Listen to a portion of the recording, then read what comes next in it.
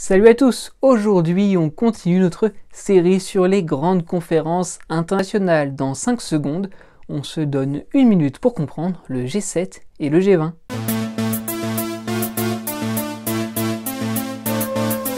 Tout d'abord le G7 pour le groupe des 7. Il regroupe les 7 principales puissances économiques mondiales au moment de sa création en 1975 lors du sommet de Rambouillet en France. On parle alors de G6 avec la France, la RFA, l'Italie, le Japon, le Royaume-Uni et les États-Unis. Dès l'année suivante, en 1976, le Canada intègre ce groupe qui devient alors le G7. On note aussi l'arrivée de la communauté européenne à la table en tant qu'invité. Le G7 devient le G8 en 1997 avec la Russie. En 2014, la fédération menée par Vladimir Poutine est exclue du groupe qui redevient alors le G7 à la suite de l'annexion de la Crimée par la Russie.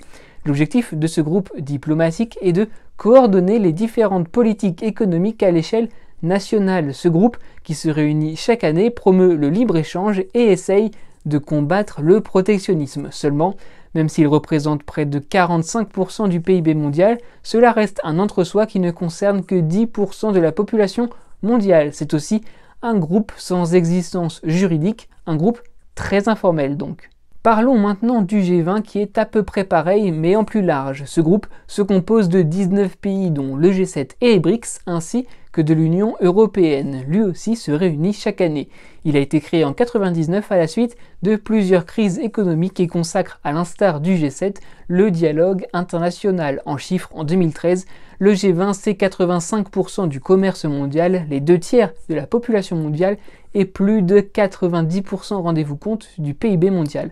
Lors de chaque réunion du G20, les chefs d'État et de gouvernement ainsi que les ministres des Finances et les directeurs de banques centrales échangent entre eux pour essayer d'affiner une position commune qui sera par la suite défendue par chaque pays sur sa scène nationale évidemment, mais aussi dans les institutions internationales comme le FMI ou encore les Nations Unies.